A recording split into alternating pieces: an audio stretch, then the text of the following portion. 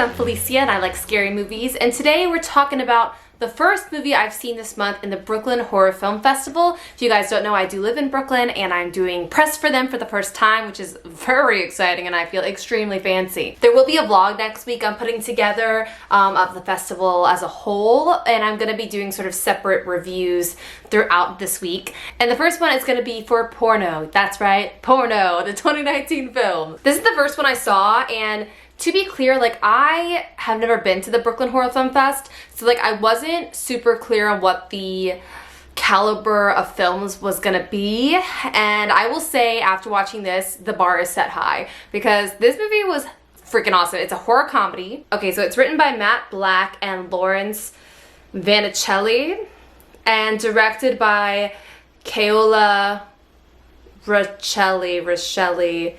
I'm just gonna throw the name right here. Now, I immediately chose this one as one of the films that I definitely wanted to see because it is about 5 Christian teenagers working at a movie theater. They find an abandoned or hidden away film and they watch it, and by watching it, they summon a succubus that is gonna give them, and let me just quote the IMDb page, gives them a sex education written in blood. And I'm like, how could I not see that movie? That's just very me. But the first thing I loved about this movie is just the comedy of it. It is very silly. They use a lot of Christian puns, or just very Christian, making fun of like Christian teenagers in this way that I really appreciated as someone that was forced to go to, you know, Sunday school and those sort of things. I found this very hilarious. The second thing I really loved about this movie was the way in which it turned gender roles in horror movies on its head, if you will. There is a lot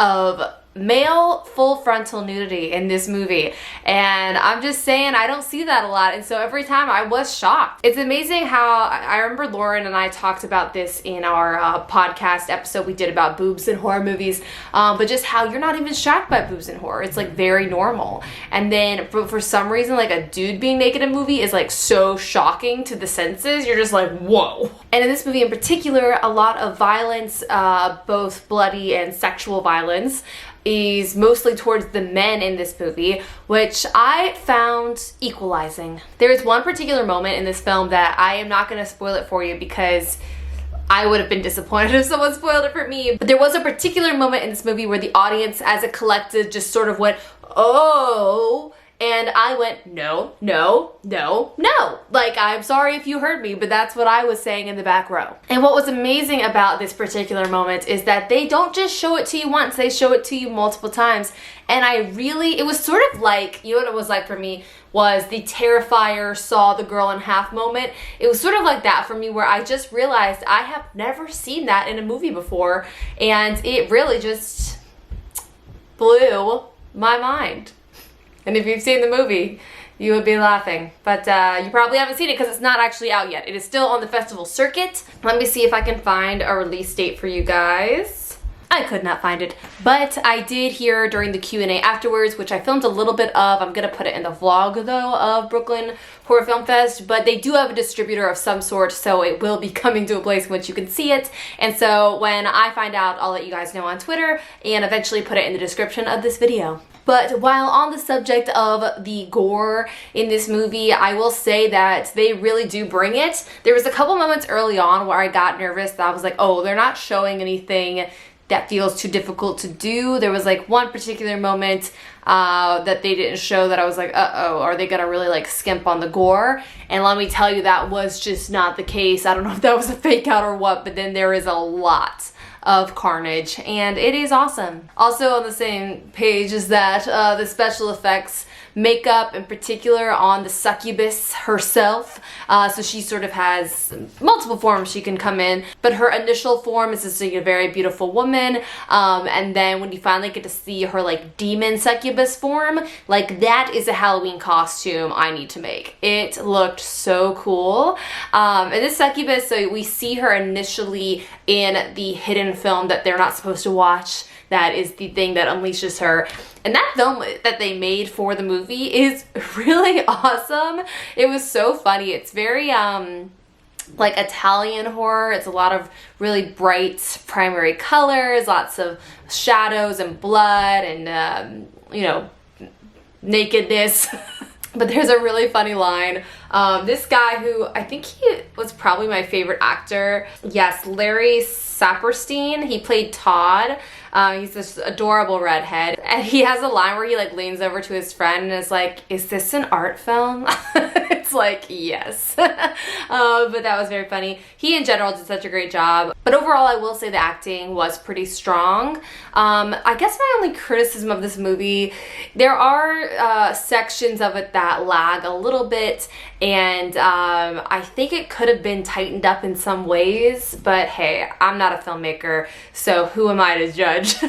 Overall, I thought it was just an awesome movie. I'm really excited for it to come onto whatever platform it's going to be on so that you guys can watch it, because it is a great horror comedy, and we talked about it before, how difficult horror comedies can be, and this really, I would say, is on the same level for me as Satanic Panic that I already talked about this past month. But yeah, I just thought they did a really great job. It also was fun to see it in a theater with people that were like obviously very enthusiastic about the movie, so that's always really fun. Sometimes it's hard to know how certain things read differently with the audience than they do alone in your house. But overall, for me, the comedy really worked in this. I also thought it was just really smart to make the teenagers like super Christian, because this movie is definitely exploring repression and to be young and repressed. So it's like you have a lot going on in your hormones, but you're also telling yourself no all the time. And it was an interesting look at that.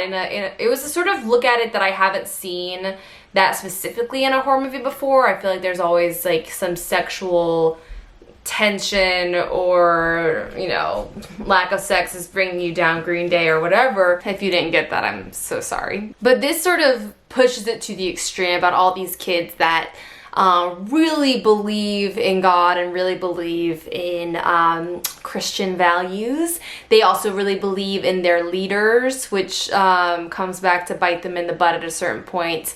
But yeah, it's just a really good look at all those things that I enjoyed. I thought they did a great job. Once again, so I know this is sort of different for my channel. I don't typically review things that you guys can't see right now, but I feel really excited about covering the Brooklyn Horror Film Fest and to be seeing some of these films. I'm hoping what this will sort of do is build a little bit of hype for these smaller movies that aren't going to get huge releases, to get enough hype that when it does come out for you guys to see, you immediately want to watch it. You've heard about it before, you're excited about it, and that's what I think does come as a benefit of people reviewing things early. But of course, the non-benefits, the consequence, I don't know. You can't see it right now, which I understand is a bummer, but I appreciate you guys watching this video, and I hope you guys have a nice scream. Bye. Also, this is like really random, but I saw they have a Twitter, which I'm assuming will eventually say their release plan. But I do want to say that sort of their marketing thing, which I found very funny. Wow, it's really hard to search porno on Twitter, turns out. Yes, so it's Porno the Movie is their Twitter handle, and it says porno, not an actual porno. And I said, you know, that is clarifying. Thank you.